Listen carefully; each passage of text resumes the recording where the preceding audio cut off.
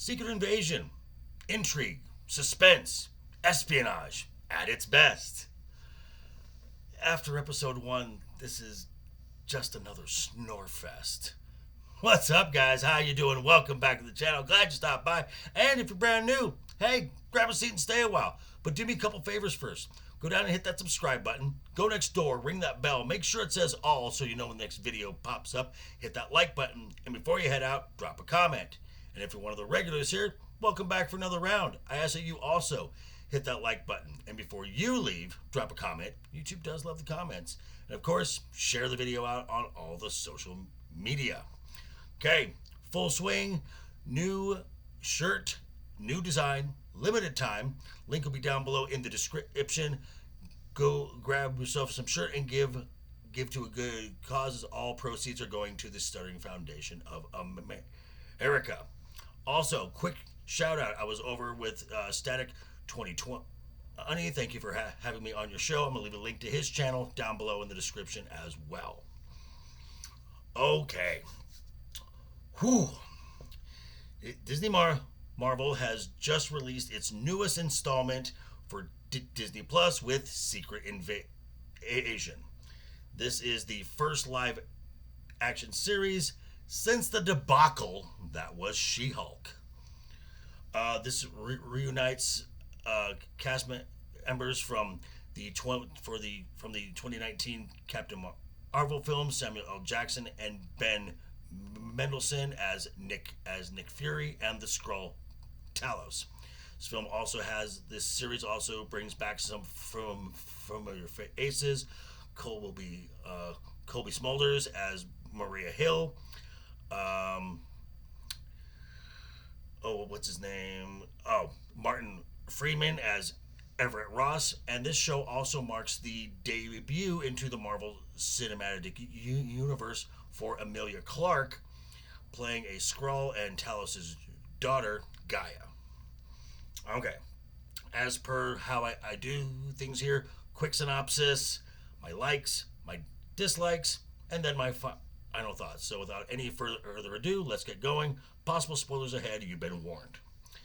Okay, so our story takes place in current day Russia, where a recent string of terrorist attacks has caught the attention of Everett Ross and Maria Hill, who are now in Russia.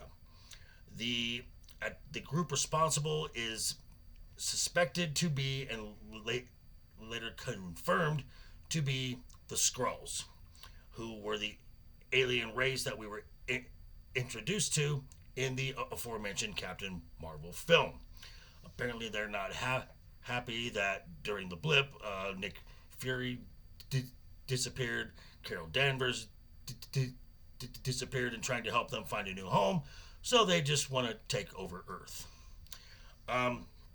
This prompts the return of Nick Fury to Earth from the Saber space station, where he is reunited with Maria Hill and Talos. Talos was once the leader of the Skrulls, is now exiled, and his daughter is one of the lieutenants. The leader of the Skrulls is now named, the new leader is named Gravik. So Nick, Maria, and Talos in this episode are attempting to thwart Gravik's attempt for a bomb explosion inside Russia.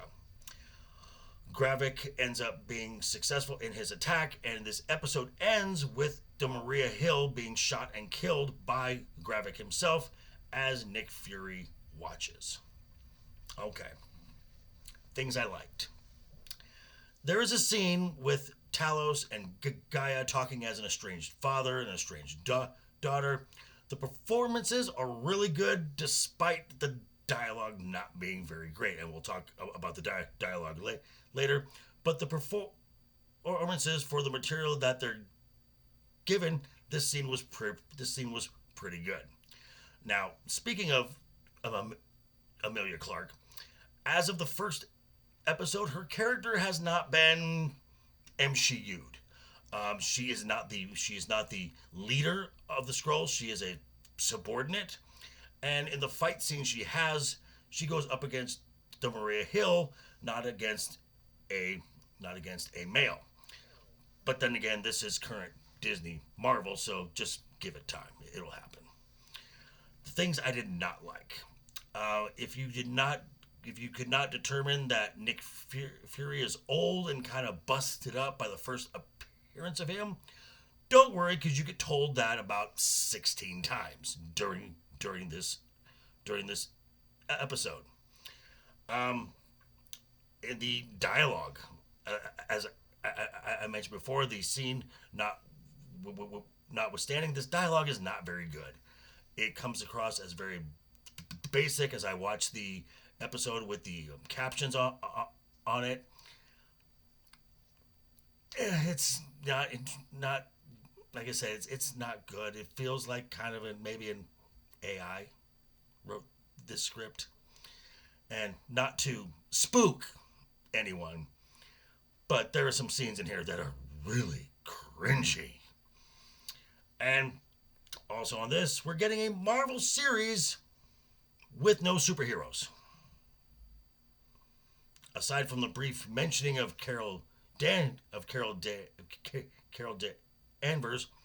there are no superheroes in this Marvel project. Which is kind of why you come to a Marvel project, to see superheroes.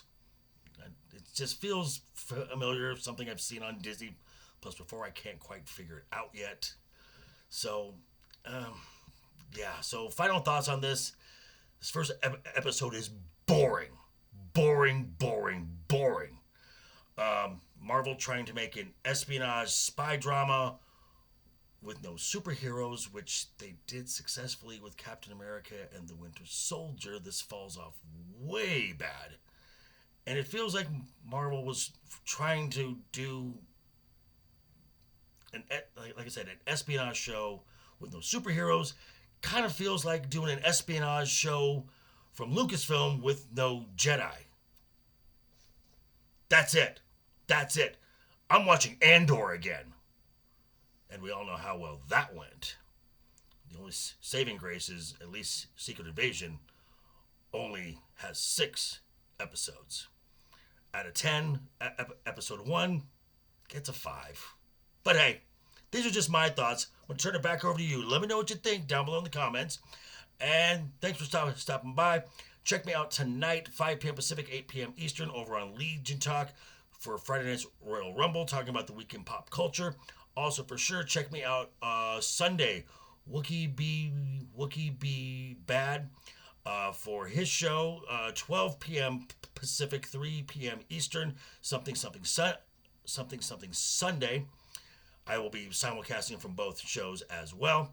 And yeah, thanks for stopping by, folks. Quick reminder before you head out the door, hit that subscribe button, ring that bell. If you liked the video, give it a thumbs up. If you didn't like the video, hey, thanks for sticking around this long. I appreciate that. I will see you very soon. Everybody have a great weekend. Always have fun. Hashtag keep talking. And always keep that smile on your face. Toodles.